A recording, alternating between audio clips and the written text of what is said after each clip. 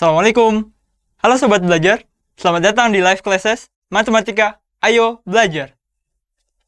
Nah, kembali lagi bersama kakak Kak Denny. Nah, jadi pada kesempatan kali ini kakak akan menemani kalian nih mempelajari materi kelas 11. Oke. Sebelum itu, kakak mau nanya dulu nih, gimana kabar Sobat Belajar sekalian di rumah maupun dimanapun berada? Semoga Sobat Belajar baik-baik saja ya, dan semoga kita semua selalu diberikan kesehatan. Dan semoga pandemik di negara kita maupun di dunia cepat berakhir. Amin. Oke. Jadi seperti biasa ya, sebelum kakak masuk ke dalam materinya, nah, kakak punya cerita dulu nih. Kakak punya cerita, kalau nggak kakak punya tebak gambar sebelum masuk materi. Jadi pada kali ini kakak punya, tebak gambar aja deh. Jadi pada kesempatan kali ini kakak mau tebak gambar. Tebak gambar dan ya judulnya sih udah ketahuan sih. Judul kakak pada materi kali ini itu Center Doraemon. Oke, kelas matematika judulnya Center Doraemon. Kira-kira kita akan belajar apa ya? Oke, kita masuk ke dalam pengenalannya dulu. Oke, jadi di sini ini udah jadi clue ya. Ini ada kereta besar nih. Terus ada kereta kecil di bawahnya. Itu jadi ya salah satu clue lah buat materi kita hari ini. Apa clue-nya? Nah, ya udah ada namanya. Ini adalah center. Ajaib, kayak gimana tuh? Kalian tahu ini gambar apa? Dua gambar ini. Ini ada bahasa Jepangnya, namanya Biku Raito. Di sini Sumoru Raito. Sobat belajar tahu gak ini dua gambar apa nih? Ada Biku Raito, ada Sumoru Raito. Di sini ada big light atau center pembesar ya. Di sini ada small light, yaitu center pengecil. Wah, center apa itu kan ini tuh center di dunia fiksi atau di dunia animasi. Ini adalah center yang digunakan oleh Doraemon itu untuk apa? Untuk memperkecil suatu benda atau memperbesar gitu. Jadi pada center pembesar ini akan membuat benda yang kena cahaya atau kena senternya itu menjadi lebih besar. Oke, namanya center pembesar atau big light. Nah, kalau yang kecil ya tau lah, berarti apapun yang disenter oleh benda ini, si bendanya Doraemon ini akan menjadi lebih kecil. Gitu. Gak percaya? Coba nonton Doraemon yang ada episode ini. Nah, terus apa hubungannya Kak dua benda ini atau dua alatnya Doraemon ini dengan materi kita hari ini? Nah, materi kita ini jadi hubungannya itu adalah tentang perubahan sebuah ukuran. Dimana kalau center pembesar membuat benda menjadi lebih besar, nah center pengecil membuat benda menjadi lebih kecil. Oke, jadi di matematika itu nanti ada suatu transformasi geometri ya, yang kalau sobat belajar perhatian dari awal, nah ini adalah transformasi geometri yang dibilang non isometrik atau ukuran bendanya tidak sama setelah ditransformasikan. Dia bisa menjadi besar atau menjadi kecil. Nah, untuk itu sobat belajar penasaran materinya judulnya apa atau materi apa yang akan kakak bawakan? Oke, kalau penasaran sobat belajar bisa menyiapkan nih sebelum kita masuk materi, Mas. Siapkan dulu nih pulpen, pensil, dan kertasnya. Karena kita akan segera masuk ke materi. Oke, kalau udah siap kita fokus dan ayo belajar. Jangan lupa belajar, karena sekarang belajar itu mudah. Ayo belajar. Nah, sobat belajar, kita sudah masuk ke dalam materinya nih. Di sini ada tulisan langsung ketahuan. Materinya adalah dilatasi. Dilatasi itu apa? Nah, sebelumnya tuh kakak mau mengingatkan ke awal-awal sebelumnya dulu ya. Jadi di pembahasan sebelumnya itu kita sudah membahas yang namanya transformasi geometri, yaitu suatu perubahan baik posisi ataupun ukuran. Nah, yang kita bahas sebelumnya itu ada translasi, ada refleksi, dan ada rotasi. Itu adalah suatu transformasi geometri tanpa mengubah ukuran suatu benda. Makanya 3 transformasi tersebut itu dinamakan transformasi isometri. Nah, kalau yang sekarang ini kita itu berbeda sedikit nih, atau berbeda ya cukup banyak berarti. Di sini tuh ada dilatasi. Kenapa berbedanya? Nah, di dilatasi merupakan transformasi geometri yang memperbesar atau memperkecil. Berarti hasil dari transformasinya, kita akan mendapatkan suatu benda dengan ukuran yang baru atau bayangan yang tercipta tidak sama ukurannya dengan benda aslinya. Oke, jadi bisa diperbesar, bisa diperkecil. Itu adalah transformasi geometri jadinya non-isometri. Karena hasil bendanya tidak kongruen atau hasil bayangannya tidak kongruen dengan benda aslinya. Oke, seperti contoh di sini. Kalau diperbesar itu seperti apa ya? Tahu lah. Kalau diperbesar berarti ukurannya nanti jadi lebih besar. Di sini kakak punya contoh segitiga ya. Segitiga ini bisa diperbesar guys. Nah, jadi contohnya seperti segitiga ini. Yang tadinya ukurannya cuman ya lebih kecil. Kakak tandain deh. Sini segitiga tadinya segini ya. Nah, segitiga ukurannya seperti ini. Lalu kita perbesar. Jadilah dia lebih besar. Oke. Nah, apakah semudah itu ke materi? Enggak juga. Nah, sebelum itu kita akan masuk ke materi-materinya nih. Ini adalah pengertian dari dilatasi dulu. Dilatasi adalah suatu transformasi geometri yang berupa perkalian ya, perkalian yang membesarkan suatu objek atau memperkecil. Jadi perkalian yang membesarkan atau memperkecil suatu bangun geometri. Oke, ini kakak rasa pengertiannya cukup mudah lah. Next, kita masuk ke syarat dilatasi. Kalau syarat-syarat tentunya di transformasi geometri yang lainnya kayak seperti refleksi, seperti rotasi, itu kan sudah belajar ya, apa aja ada syarat-syarat nih sebelum kita mentransformasikan suatu objek atau suatu bangun geometri. Kalau misalnya di refleksi ada cermin, ya syaratnya ada cermin. Yang di rotasi ada titik pusat dan ada sudut rotasi. Nah, kalau di sini juga ada nih syarat dilatasi, yaitu ada titik dilatasi dan faktor dilatasi. Jadi dua juga nih, seperti syarat rotasi yaitu titik pusat dan sudut putar atau sudut rotasi. Di sini ada dua juga, titik dilatasi dan faktor dilatasi. Titik dilatasi itu apa? Mungkin kakak akan berikan gambar dulu titik dilatasi yang dimaksud itu apa sebelum masuk ke pengertian. Jadi yang bakal kita pelajari akan seperti ini. Jadi suatu benda dengan ukuran segini, seperti ini ya, besarnya seperti ini, akan kakak coba diperbesar dulu. Nah, inilah yang dinamakan titik dilatasi. Oke. Nah, itu menyebabkan suatu benda akan diperbesar atau diperkecil dari titik itu. Jadi sumbernya dari titik itu, maka akan tercipta suatu bayangan. Nah, untuk pengertian lebih lanjut mungkin ada di slide selanjutnya. Nah, ini adalah gambaran awal titik dilatasi, ada seperti itu bentuknya. Lanjut, yang kedua itu adalah faktor dilatasi. Nah, tadi tuh faktor dilatasi, kalau sobat belajarnya ternyata atau masih ingat, tadi itu kan pengertian dari dilatasi sendiri adalah perkalian yang memperbesar atau memperkecil. Jadi faktor dilatasi adalah faktor pengalinya nih. Dikali, misalnya dikali jadi lebih besar, berarti dikali makin besar gitu. Atau dikali sehingga menjadi lebih kecil gitu. Sehingga bendanya nanti atau bayangannya jadi lebih kecil.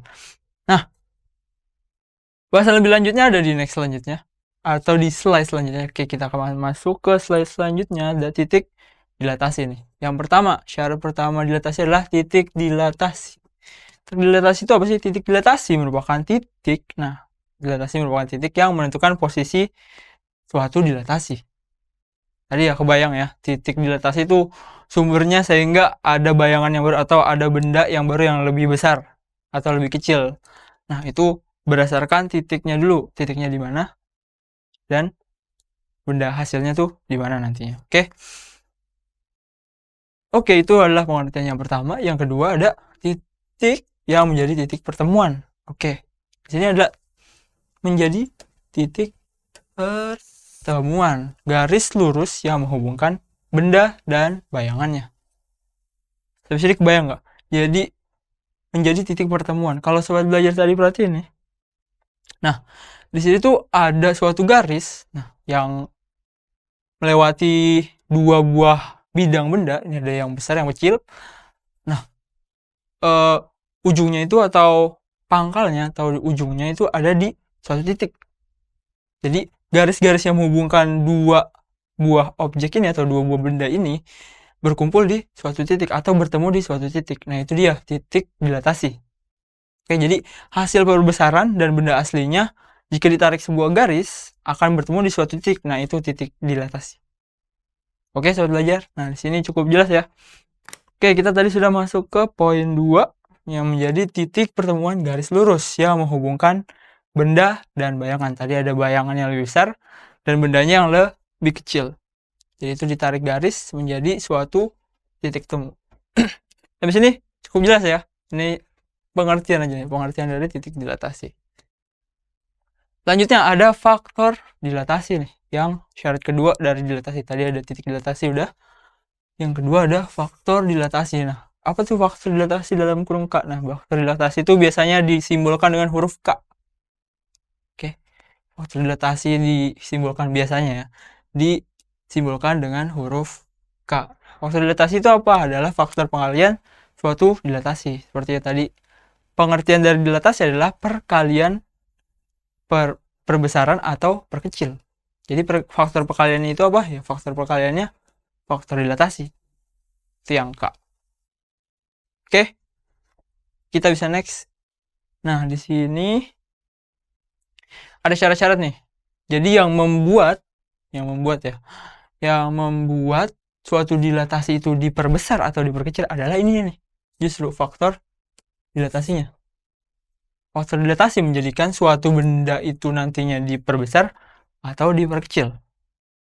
Kalau titik hanya meletakkan bayangannya aja, bayangan atau benda hasil perbesaran atau hasil perkecilannya. Kalau faktornya ini mempengaruhi apa? Perbesaran atau pengecilan. Nah, yang pertama itu ada kondisi jika K lebih dari 1 atau K kurang dari min 1. Oke. K lebih dari 1 atau K kurang dari min 1. Maka benda atau hasil bayangan dari dilatasi tersebut adalah diperbesar.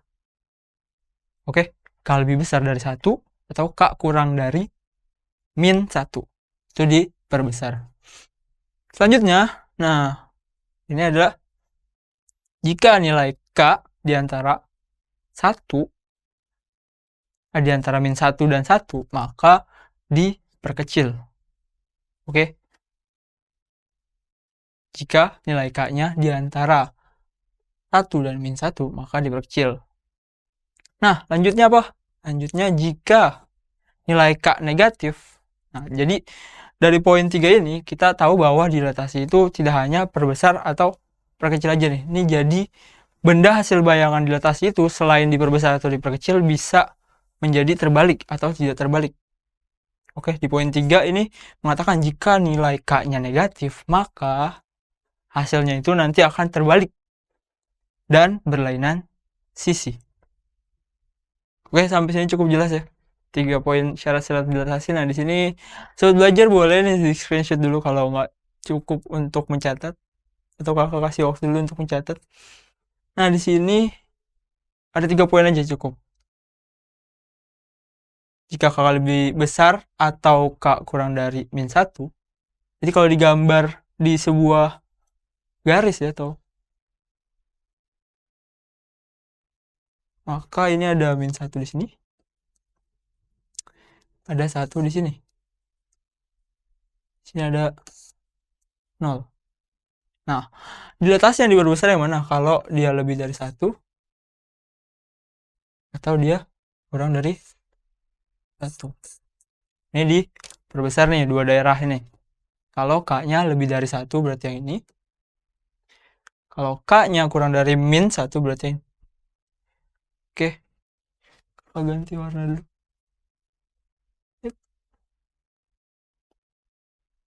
Biru. Jika K di antara min 1 dan 1, berarti di antara ya, berarti sini. Oh, ya. Ini poin nomor 2. Yang hijau tadi nomor 1. Oke. Itu adalah daerah K-nya. Ada K lebih dari 1 atau kurang dari min 1 diperbesar. K di antara min 1 dan 1 diperkecil. Oke ya. jelas ya. Ya ini juga kalau K-nya negatif, ini diingat K-nya negatif, maka bendanya akan terbalik. Nanti untuk lebih jelasnya kakak akan membuat gambaran-gambaran bagaimana kalau kondisi-kondisi K-nya. Oke. Untuk ini cuma teori aja. Oke, kita akan masuk ke contoh atau penerapannya tuh kayak gimana sih. Nah, kita next.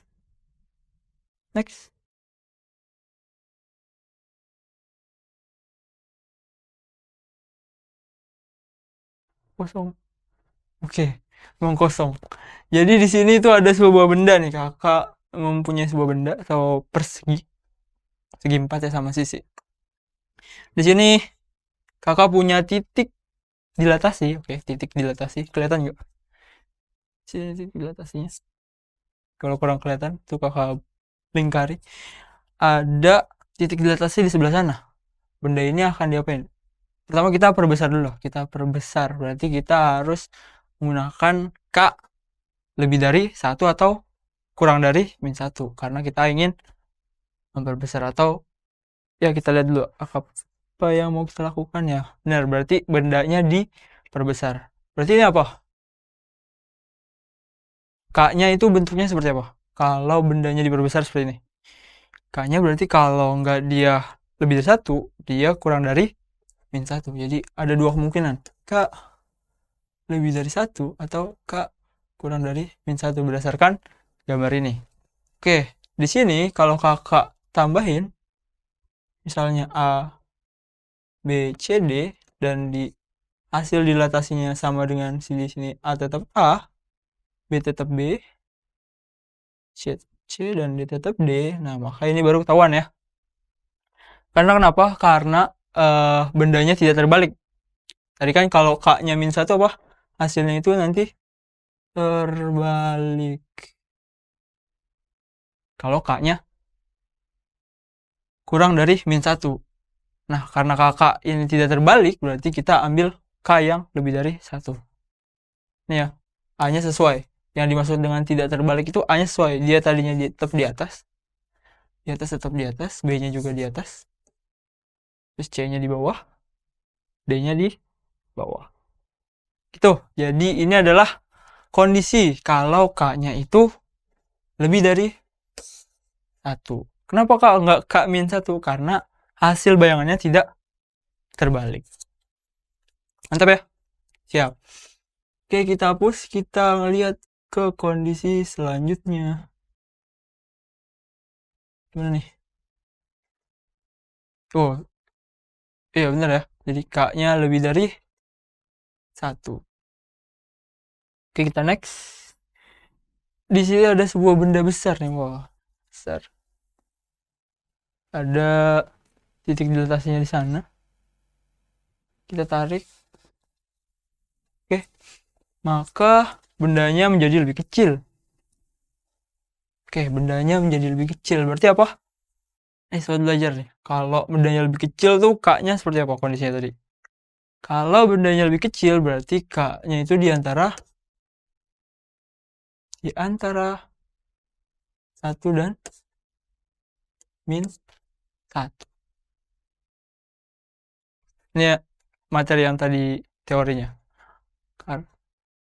Karena diperkecil maka K-nya itu di antara 1 atau min 1. Tapi kita lihat lagi kalau dimana ada kondisi kalau K-nya itu kurang dari 1.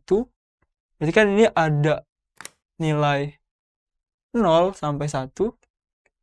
Ada nilai 0 sampai min 1. Nah, sobat belajar coba perhatiin di sini. Di sini tuh kalau kita ambil K-nya di antara 0 sampai 1, ya, berarti nilainya positif. Diperkecil positif. Apa ngaruhnya, Kak? Nah, kalau diperkecil negatif berarti apa? Berarti nilai atau bentuk bayangannya pasti terbalik. Nah, ini contohnya seperti apa? Kakak anggap karena tidak, yang mudah dulu deh, yang tidak terbalik. A-nya di sini menjadi tetap di atas. B-nya juga tetap di atas. Nah, kalau seperti ini, berarti gimana? Berarti K-nya itu positif. Ingat ya. Karena tidak hanya ini aja nih. Kalau di antara ini, ya, bendanya diperkecil. Tapi K-nya yang mana? Dia mau negatif apa positif? Kalau positif kita bisa buat selang baru. Selang barunya apa? Berarti K-nya itu di antara 0 dan 1. K-nya positif. Di antara 0 dan 1 itu daerah yang ini. Kita ganti warna lagi.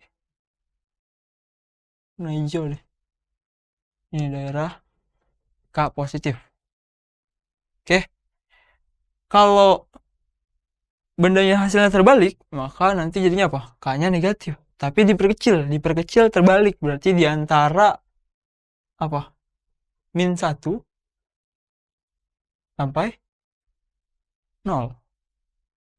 Oke ya, paham di sini ya. Jadi untuk contohnya ini kakak berikannya itu diperkecil tapi tidak terbalik. Kayak diperkecil tapi tetap sama gitu bendanya. A-nya yang tadinya di atas tetap di atas. B-nya di atas, dan seterusnya nih. Ini berarti contoh di mana K-nya itu di antara apa? 1 dan 0 karena positif. Oke ya. Habis ini cukup jelas? Cukup jelas, kalau gitu kita hapus. Nih. Apakah jawabannya betul? Tidak? Oke, betul ya. Jadi jawabannya itu K di antara 0 dan 1. Kenapa nggak di antara -1 dan 1? Kalau -1 dan 1 bisa aja nilainya negatif tadi. Oke, bisa aja nilainya negatif kalau di antara -1 dan 1.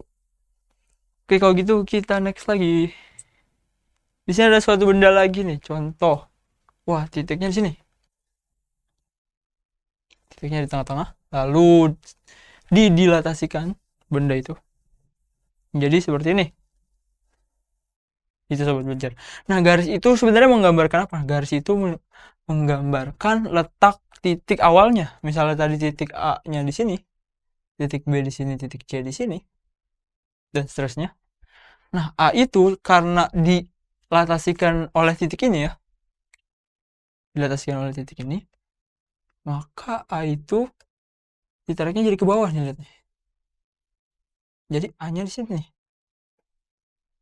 Oke, yang tadinya A-nya itu dia di atas, ditarik ke bawah. Ini udah jelas bahwa K-nya itu berarti negatif karena hasilnya terbalik. Yang tadinya dia A-nya di atas menjadi di bawah. Begitu juga yang lainnya pasti. Kalau B-nya ditarik ke ini, adalah B. Aksen atau bayangan dari B. C-nya gimana? C-nya di sini. D-nya juga. Nah, sekarang bentuk K-nya itu berarti apa?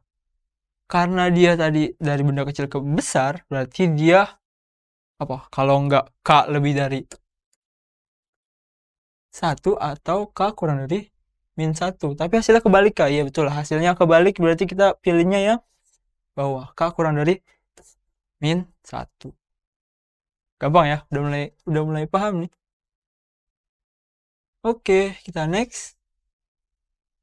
Jawabannya adalah K kurang dari -1. Diperbesar terbalik. Tuh, oh ini ada tulisan lebih bagusnya nih. Jadi A-nya tadinya di bawah, jadi A-nya tadi di atas, jadi di bawah. Oke, jelas ya? Kelihatan? Sip, kita next. Nah, yang terakhir, wah ada bendanya besar sini. Lalu dilatasikan oleh titik itu. Jadilah sebuah benda nih. Gitu. Diperkecil, terbalik ya? Terbalik. Karena kenapa? Karena yang tadinya dia di atas, A, misal, tarik ke bawah. Nah, itu yang mana ya? Ini. B, yang mana? Ini. Tarik ke sini. C yang mana? C yaitu yang C, D. Oke, berarti kelihatan ya. Dari sini juga udah kelihatan bahwa A itu sama A aksen dia itu letaknya berbeda. Yang tadi bayangan asli atau benda aslinya dia A-nya di atas. Setelah didilatasikan atau hasil dari dilatasinya itu terbalik sehingga A-nya di bawah. Ini berarti apa? Diperkecil di bawah. Tadi kan kalau diperkecil berarti K di antara 1 atau K di antara -1 karena nilainya min, ya kan diperkecil terbalik. Berarti kita bisa ambil itu daerahnya K di antara -1 sampai dengan 0. Ini adalah kondisi K untuk gambar ini. Mantap ya. Cukup jelas ya sampai sini. Kita lihat jawabannya. Oh, ada jawaban itu. Dari jawabannya adalah -1 sampai 0. Sama ya. Oh, dong. Oke. Next. Oh, ada gambar juga nih. Gambar sini biar kelihatan. Ya. Oke, nah di sini ada persamaan untuk dilatasi nih. Untuk dilatasi sendiri, seperti di transformasi yang lainnya, itu ada rumus-rumus sebenarnya untuk mempermudah. Di sini ada dilatasi pada titik 0 dan dilatasi pada titik AB. Seperti tadi kan ada titik dilatasi. Nah, di sini ada titik 0 sehingga menjadi X, Y dilatasikan pada titik 0 menjadi KX dan KY. Dan selanjutnya pada titik AB menjadi KX min A, K, Y min B. Nih sobat belajar bisa screenshot nih untuk kita mempercepat. Oke, 3 menit. Nah, udah ya. Sampai sini ada perkalian nih. Ingat, ini perkalian faktor langsung dikalikan dengan titik suatu objeknya. Bisa juga. Ini kalau titiknya di 0. Di 0 atau di O atau 0,0 pusat atau titik dilatasinya. Kalau titik dilatasinya tidak di 0,0, gimana? Ini ada rumusnya. X, Y menjadi X aksen, Y aksen dengan X aksennya itu seperti ini. K dikali, nah, titiknya dikurang titik pusat X, titik Y dikurang titik pusat Y. Karena titik pusatnya ini X-nya itu jadi A, Y-nya itu jadi B. Oke, sampai sini kebayang ya. Nah, kita langsung masuk ke soal kalau keburu ya. Nah, ada contoh nih. Itu suatu segitiga dengan koordinat titik sudutnya adalah A min 3 min 3, B min 1 min 3, C 2. Tentukan bayangan terhadap dilatasi titik O.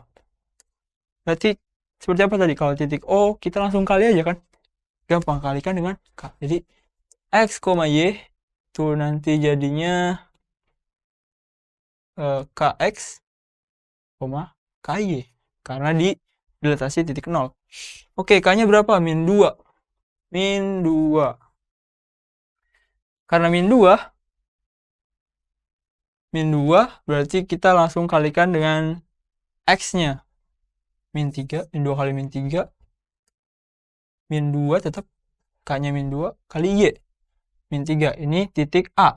Ini A aksen berarti. B aksen. Nah, gitu terus. KX, K-nya itu min 2. X-nya itu min 1. Y-nya itu min 3. Nah, gitu terus. Kita belajar. Nih, kakak ngasihin aja untuk soal yang saat ini. Kita belajar bisa komen lah jawabannya untuk jawaban. Mungkin kita akan bahas di pertemuan selanjutnya untuk jawabannya aja ya.